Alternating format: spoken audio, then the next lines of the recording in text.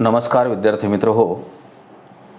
आज अलंकाराचा दुसरा भाग यामध्ये तुमचं मी नंदकुमार खुडके स्वागत करतो. आपण या अगोदरच्या व्हिडिओमध्ये शब्द अलंकार याबद्दल सविस्तर माहिती पाहिलेली आहे. आज आपण अर्थ अलंकाराचा अभ्यास करणार आहोत. तर 8वी आणि 9वी या वर्गातील अभ्यासक्रमासाठी अलंकार ठेवलेले आहेत आणि बोर्डाने 10वीच्या परीक्षेमध्ये अलंकार मात्र ठेवलेले नाहीत. तर 8वीला कोणते अलंकार ठेवलेले आहेत? तर 8वीला 2 शब्द अलंकार ठेवलेत आणि 2 अर्थ अलंकार ठेवलेले आहेत. तर त्यामध्ये शब्द अलंकारात कोणते अलंकार ठेवलेत? तर अनुप्रास ठेवला आहे, यमक असे हे 2 8वीच्या अभ्यासक्रमामध्ये ठेवलेत आणि अर्थ अलंकारामध्ये उपमा आणि उत्प्रेक्षा असे 2 ठेवलेले आहेत. आता आज आपण 9वी आणि 8वी या 2 वर्गासाठीचे जे अलंकार ठेवलेले आहेत ते आपण बघणार आहोत. त्यामध्ये आज आपण पाहणार आहोत शब्द अलंकार अर्थ अलंकार. अर्थ अलंकार कशाला म्हणायचं? तर ज्या अर्थामुळे भाषेला शोभा येते त्याला अर्थ अलंकार असं म्हणतात. आता भाषेला शोभा या अर्थामुळे आलेली असते त्यालाच आपण अर्थ अलंकार असं म्हणतो. या अर्थ अलंकारामध्ये 2 गोष्टी समजून घेणं महत्त्वाच्या आहेत. त्यामध्ये एक आहे उपमेय आणि दुसरं आहे उपमान. उपमेय आणि उपमान ह्या जर 2 गोष्टी आपल्याला समजल्या तर मात्र पुढचे जेवढे काही अर्थ अलंकार आहेत तेवढे आपल्याला समजायला सोपे जातील. तर उपमेय म्हणजे काय? तर उपमेय म्हणजे ज्याची तुलना करायची ते, ज्याची आपण तुलना करतो त्याला उपमेय असं म्हणतात. आणखी सोपं करून सांगतो की ज्याचं आपल्याला वर्णन करायचं असते, ज्याच्याबद्दल आपल्याला माहिती सांगायची असते, जे मूळ असते त्याची ज्याला आपल्याला ती जी माहिती सांगायची असते त्याला उपमेय असं म्हणतात. आणि उपमान त्याहून सोपं आहे. उपमान म्हणजे आपण ज्याच्याशी तुलना करतो, म्हणजे कोणत्या घटकाशी आपण तुलना करतो त्याला उपमान म्हणतात. तर तुमच्या लक्षात आलं असेल, उपमेय म्हणजे वर्णन करणे आणि उपमान म्हणजे तुलना करणे. आता ह्या 2 गोष्टी समजल्याच्या नंतर आता आपल्याला पुढे पाहायचं आहे की या उपमेयाचे आणखी घटक आहेत. त्यामध्ये कोणते घटक आहेत? आता आपण बघितलं, उपमेय बघितलं म्हणजे एखाद्या गोष्टीचं आपण वर्णन करतो ते, म्हणजे जे मूळ असते ते. आणि दुसरा आहे उपमान म्हणजे आपण त्याची तुलना करतो ते. त्याच जोडीला समान धर्म, दोघांमध्ये समान धर्म काय आहे? उपमेय आणि उपमान याच्यामध्ये समान धर्म काय आहे ते म्हणजे सारखेपणा. आणि साम्यवाचक शब्द जो आपण सारखेपणा दाखवतो तो शब्द त्याला साधर्म्यवाचक किंवा साम्यवाचक शब्द असं म्हणतात. आता पहा, आपण एक उदाहरण घेऊ. उपमा अलंकाराचं आपण उदाहरण घेऊ. 2 वस्तूतील आपण ज्यावेळेस साम्य दाखवतो त्यावेळेस उपमा अलंकार होतो. त्याचं एक उदाहरण पहा. हा आंबा साखरेसारखा गोड आहे. आता याच्यामध्ये कोणाचं वर्णन चाललंय? तर आंब्याचं वर्णन चाललंय. कोणासोबत तुलना केली? तर साखरेसोबत तुलना केली. म्हणजे आपल्या लक्षात आलं असेल की आंबा याच्यामध्ये उपमेय आहे आणि साखर याच्यामध्ये उपमान आहे. आता या दोघांमध्ये समान गुणधर्म दाखवणारा शब्द कोणता आहे? तर गोडी. त्याच्यातले कोणते गुणधर्म आहेत? साखरेतही गोडीच आहे आणि आंब्यामध्ये गोडी आहे. दोघातला समान गुणधर्म दाखवणारा शब्द आहे गोडी. आणि त्याच्यातला सारखेपणा जो दाखवला जातो तो साम्यवाचक शब्द सारखा शब्द वापरलेला आहे. म्हणजे आंबा, साखर, गोडी आणि सारखा. तर हे आहे आपल्या उपमा अलंकाराचं उदाहरण. म्हणजे उपमा अलंकार समजून घेत असताना आपल्याला काय विचार करावा लागेल की 2 वस्तूतील साम्य चमत्कृतीपूर्ण जिथे वर्णन केलेलं असते तिथे उपमा अलंकार होतो. आता त्यापुढचा अलंकार आहे उत्प्रेक्षा. आता हे दोन्ही अलंकार 8व्या वर्गाच्या अभ्यासक्रमामध्ये ठेवलेले आहेत. त्यामध्ये आहे उत्प्रेक्षा अलंकार. उपमेय हे जणू उपमानच आहे असे वर्णन केलेले असते. उपमेय हे जणू उपमानच आहे. आता उपमेय, उपमान, उपमेय, उपमान हे शब्द आले की आपल्याला पटकन कळायला पाहिजेत की उपमेय म्हणजे काय? त्या गोष्टीचं वर्णन चाललंय, ते मूळ आहे त्याचं. आणि उपमान म्हणजे काय? कोणाशी तरी आपण तुलना केलेली आहे. म्हणून हे शब्द ज्यावेळेस आपल्या कानावर पडतील तेव्हा आपल्याला त्याचा संबंध अगोदर क्लिअर असायला पाहिजेत. तर पहा, उत्प्रेक्षामध्ये काय सांगितलं? उपमेय हे जणू उपमानच आहे असे वर्णन केलेले आहे. म्हणजे उपमेय आणि उपमान हे दोघं इतके सारखे आहेत की तिथे आपल्याला सारखेपणा अगदी दाखवलेला आहे की आईचं प्रेम म्हणजे जणू सागरच. म्हणजे आईचं प्रेम आणि सागर या दोघांमध्ये इतके सारखेपणा दाखवला आहे की तो जणू या शब्दाने दाखवला आहे. मग आता आपल्याला शोधावं लागेल की वर्णन कोणाचं चाललं आहे? आईचं. मग आई कोण आहे? उपमेय आहे. सागर काय आहे? ज्याची आपण तुलना केली तो उपमान आहे. आणि याच्यामध्ये साम्यवाचक शब्द कोणता आला आहे? जणू. म्हणजे दोघाला आपण जणू या शब्दाने सारखेपणा दाखवलेला आहे. त्याच्या पुढचा अलंकार आहे रूपक अलंकार. आता या रूपक अलंकारामध्ये उपमेय आणि उपमान हे एकरूप दाखवलेले असतात. म्हणजे त्याच्यामध्ये आपल्याला वेगळेपण दाखवता येत नाही. तिथे रूपक अलंकार होतो. म्हणजे उपमेय आणि उपमान या दोघांमध्ये पराकाष्ठेचे साम्य असते. दोघाला वेगळं करता येत नाही. ते उभयंत सारखेच असतात. उभय म्हणजे कोण? उपमेय आणि उपमान हे दोघं सारखे असतात तिथे. आता याचं उदाहरण दिले, लहान मूल म्हणजे मातीचा गोळा. जसा लहान मुलाला आपण जसे संस्कार करू तसा तो पुढे त्याचं व्यक्तिमत्व घडत जाते, तसंच मातीच्या गोळ्याला सुद्धा जसा तुम्ही आकार दिला तसा तो धारण करत असतो. पुढचं एक उदाहरण सांगितलं, देह मंदिर चित्त मंदिर, एक तेथे प्रार्थना, सत्य सुंदर मंगलाची नित्य हो आराधना. इथे कशाचं वर्णन चाललंय? तर उपमेय आणि उपमान हे दोघे इतके सारखे दाखवलेत की देह म्हणजे शरीर, यालाच मंदिराची उपमा दिलेली आहे. म्हणून देह मंदिर चित्त मंदिर हे उदाहरण तुमच्या लक्षात राहण्यासारखं आहे. त्यापुढे सांगितलं की बाई काय सांगो स्वामीची ती दृष्टी, अमृताची वृष्टी मज होय.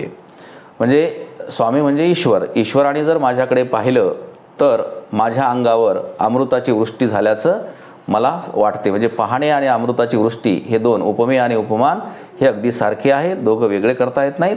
तिथे रूपक अलंकार होतो. त्या पुढचा अलंकार आहे दृष्टांत अलंकार. आता या दृष्टांत अलंकारामध्ये एखादी गोष्ट जर पटवून द्यायची असेल किंवा ती अधिक स्पष्ट करून जर सांगायची असेल तर त्याच अर्थाचं उदाहरण किंवा दाखला दिला जातो. समर्पक उदाहरण दिले जाते, दाखला दिला जातो. दाखला म्हणजे काय? पुरावा. त्याच अर्थाचं आपण उदाहरण देतो, तिथे दृष्टांत अलंकार होतो. आपण बघितलं असेल की कीर्तन तुम्ही ऐकले असतील, कीर्तनामध्ये महाराज लोक अनेक वेळा दृष्टांत देत असतात. आता इथं कोणता दृष्टांत दिलेला आहे की जसं लहान आणि मोठेपण ह्या दोन गोष्टी इथं सांगितलेल्या आहेत. ती लहान मुलं असतात, त्यांना खायला कोणी गोडधोड आणते, त्याचे लाड पुरवतात, त्याचे हट्ट पुरवतात.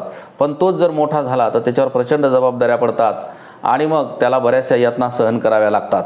म्हणून इथं काय सांगितलं आहे उदाहरणामध्ये, लहानपण देगा देवा, मुंगी साखरे चारवा, ऐरावत रत्न थोर, त्याशी अंकुशाचा मार. म्हणजे देवाला विनंती केली की हे देवा मला लहानपणच दे. की उदाहरण कोणाचं दिलं आहे की त्या मुंगीचं. मुंगी ही लहान असते, तिला लोक साखर टाकतात आणि एवढा मोठा ऐरावत जो हत्ती आहे त्याला अंकुशाचा मार म्हणजे माहूत काय करतो, त्याला नियंत्रणात आणण्यासाठी त्याच्या गंडस्थळावर तो अंकुश टेकवतो आणि त्याला नियंत्रणात आणतो. म्हणजे एवढ्या मोठ्या हत्तीला सुद्धा त्रास सहन करावा लागतो आणि ही एवढी छोटीशी मुंगी आहे, तिला साखर खायला मिळते. म्हणजे इथे दृष्टांत काय सांगितला की मला लहानपण दे. म्हणजे एखादी गोष्ट पटवून जर द्यायची असेल किंवा अधिक स्पष्ट करून सांगायची असेल तर त्याच अर्थाचं उदाहरण किंवा दाखला दिला जातो. तिथे दृष्टांत अलंकार होतो. त्याच्यानंतर व्यतिरेक अलंकार. व्यतिरेक अलंकारामध्ये उपमेय हे उपमानापेक्षा अधिक श्रेष्ठ दाखवलेलं असते. तिथे व्यतिरेक अलंकार होतो. हे उपमेय हे उपमानापेक्षा अधिक श्रेष्ठ. त्याचं जर आपण उदाहरण जर पाहिलं की अमृताहुनी गोड नाम तुझे देवा. म्हणजे ईश्वराचं नाव जरी घेतलं, परमेश्वराचं नाव जरी घेतलं तर ते अमृतापेक्षाही गोड आहे असं इथे दाखवलेलं आहे. मग काय त्याचं व्याख्या काय सांगते व्यतिरेकची? उपमेय हे उपमानापेक्षा श्रेष्ठ दाखवलेलं असते. तिथे व्यतिरेक अलंकार होतो. आता त्या पुढचा अलंकार पाहायचा आपल्याला, चेतन गुणोक्ती अलंकार. यामध्ये निर्जीव वस्तू सजीव आहे, निर्जीव वस्तू सजीव आहे असे जिथे वर्णन केलेले असते ती मनुष्याप्रमाणे वागते. म्हणजे निर्जीव वस्तू सजीव अशी आपण ज्यावेळेस कल्पना करतो आणि ती कशी वागते? मनुष्याप्रमाणे वागते किंवा ती कृती करते. तिथे चेतन गुणोक्ती अलंकार होतो. याचं उदाहरण पहा, चाफा बोलेना, चाफा चालेना, चाफा खंत करी काही केल्या फुलेना. चाफा आपण बघितलं फूल, तो काही बोलत नाही किंवा चालत नाही.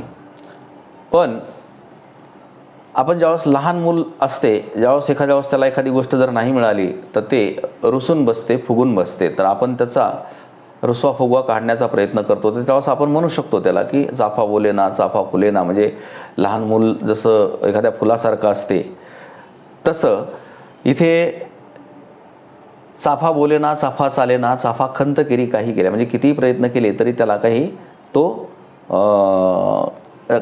ऐकत नाही किंवा कृती करत नाही. पण आता इथे सजीवाप्रमाणे, माणसाप्रमाणे वागते असं इथे दाखवलेलं आहे.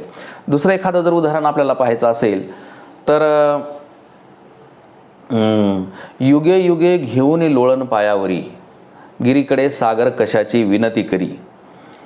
म्हणजे आपण जर पाहिलं की आपल्या भारतभूमीचा जर विचार केला तर दक्षिणेच्या बाजूला, दोन्ही बाजूला समुद्र आहेत. आणि म्हणजे बंगालचा उपसागर आहे, अरबी समुद्र आहे, पॅसिफिक महासागर आहे. ह्या समुद्राच्या लाटा काय होतात की सतत त्या भारतभूमीचे चरण धुत असतात, पाय धुत असतात. आणि मग जसं की मोठ्या माणसाचे आपण पाय धुतो, तसं हा समुद्र आपल्या भारतमातेचे पाय धुतो. म्हणजे इथे सजीवाप्रमाणे वर्तन केलेलं आपण दाखवतो. तिथेच हा चेतन गुणोक्ती अलंकार होत असतो. त्यानंतर आपल्याला पुढे पाहायचं आहे अनन्वय अलंकार. उपमेयाला उपमेयाचीच उपमा दिलेली असते. म्हणजे उपमेय जे आहे त्याला उपमेयाचीच उपमा दिलेली आहे, दुसरी उपमा त्याला चालत नाही. म्हणजे देताच येत नाही, इतकं ते एक असते. तिथे अनन्वय अलंकार होतो. त्याचं आपण जर उदाहरण बघितलं की ताजमहाल एक जगी, तोच त्याच्या परी. म्हणजे तो त्याच्या परी तोच आहे. तिथे दुसरं काही आपल्याला म्हणता येत नाही किंवा त्याला दुसरं एखादी प्रतिमा आपल्याला दुसरी साधता येत नाही. तसं तुमच्या लक्षात राहण्यासारखं उदाहरण आहे अनन्वयचं. झाले बहु होतील बहु आहेतही बहु परंतु या समहा. झाले बहु होतील बहु आहेतही बहु परंतु या समहा, याच्यासारखा दुसरा नाही, असा हा अनन्वय अलंकार. आणि त्यानंतर आहे अतिशयोक्ती अलंकार. हा 8वी आणि 9वीच्या अभ्यासक्रमामध्ये नाही, पण तुम्हाला एक माहीत असावं म्हणून. अतिशयोक्ती अलंकारामध्ये काय आहे की आपण दैनंदिन जीवनात त्याचा बऱ्याच वेळा वापर करत असतो. एखादी गोष्ट आहे त्यापेक्षा ती खूप फुगून सांगत असतो किंवा मोठी करून सांगत असतो. म्हणजे अशक्य गोष्ट शक्य झाल्याचे वर्णन आपण जिथे करतो तिथेच अतिशयोक्ती अलंकार होतो किंवा आपण तिथे दाखवत असतो. तर उदाहरण जर सांगायचं झालं तर आपण बघा की एखाद्या वेळेस आपण साप वगैरे पाहिला असेल तर साप छोटा असेल, पण सांगताना आपण लगेच सांगतो की साप असा खूप मोठा साप मी बघितला. म्हणजे आहे होता केवढा, बोटा एवढा, पण सांगताना आपण अगदी मोठ्या आकाराचा करून सांगतो. म्हणजे इथे अवास्तव आहे, जास्त सांगितलेलं असते, फुगून सांगितलेलं असते. त्याचं उदाहरण घेतल्यावर आपल्या लक्षात येईल. दमडीचं तेल आणलं. दमडी नावाचं नाणं पूर्वी होतं आता नाही. म्हणजे इथं लक्षात काय ठेवायचं, एक कमी किमतीचं नाणं. दमडीचं तेल आणलं, सासूबाईचं नाणं झालं. मामांजीची दाढी झाली, भाऊजीची शेंडी झाली. उरलं तेल झाकून ठेवलं, लांडोरीचा पाय लागला, वेशीपर्यंत ओघळ गेला, त्यात उंट पोहून निघाला. म्हणजे किती अतिशयोक्ती पहा की तेल किती आणलं, दमडीचं आणलं. त्या दमडीच्या तेलामध्ये काय काय झालं तर सासूबाईनं त्याच्यात आंघोळ केली, मामाजीनं दाढी केली, भाऊजीची शेंडी झाली. एवढं करून तेल झाकून ठेवलं. झाकून ठेवल्यामुळे काय झालं की एक लांडोर आली आणि तिचा पाय लागला.